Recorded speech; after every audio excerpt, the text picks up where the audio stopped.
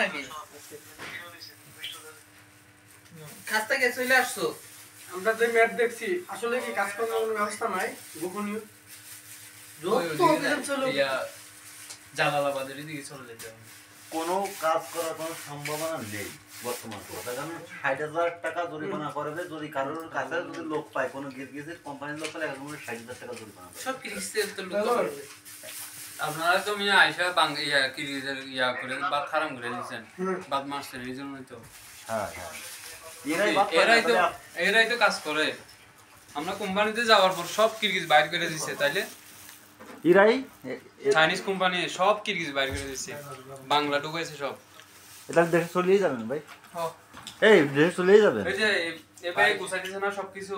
কি করব, দেশে যাই না যাই উপায় নাই। তো দেশে আমরা থাইকা কি করব, বাড়ি থেকে টাকা আনতেছি, খাইতেছি আর টেনশন নিয়ে শুধু রুমে থাকতেছি, টেনশনে ঘুমও আসে না। দেশটার নাম কোন একটু আমি কতই পারি না বাবা। কিরগিজস্তান দেশের নাম। যারা বর্তমানে দেশ থেকে আসে তারা আমার থেকে বেশি প্রতারিত হবে। তো আমি আশা করি নতুন কেউ যেন না আসে।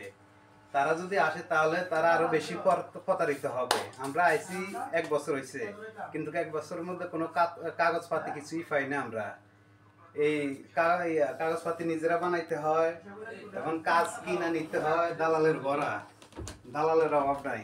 তাই আমি নতুন যারা আসতে চায় তাদের প্রতি অনুরোধ রইল, তারা যেন কিরগিজস্তানের নাম ভুলও না লয়। আসা তো দূরের কথা, যদি পারে তারা সৌদি মধ্যে অন্য কোনো দেশে যাওয়া। কত টাকা দিয়েছিলেন ভাই আপনি? আমি 4,80,000 টাকা দিছি শুধু দালালদের অফিসে। আর এখন বাংলাদেশ যাওয়ার সময়?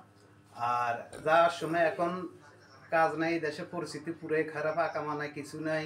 এখন বাড়ি থেকে জমি বিক্রি করে টাকা আনছি 1.5 লাখ টাকা, যাইতে এখন 1.5 লাখ টাকার বেশি লাগে। এখন কি করবো, এখানে থাইকেও পরিস্থিতি পুরা খারাপ, বিপদের মধ্যে আছি, এই জন্য চলে যাইতেছি দেশের মধ্যে। আচ্ছা যান, আল্লাহ করেন যা কপাল আছে। আমাদেরও একই অবস্থা, আমিও তো ধরনের বিপদের ভিতরে আছি।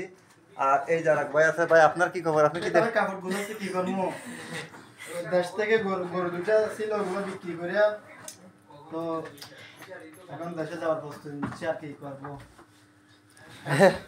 স্যার, আপনার কি খবর স্যার? এই তো ভাই আছি মোটামুটি ভালো আর কি।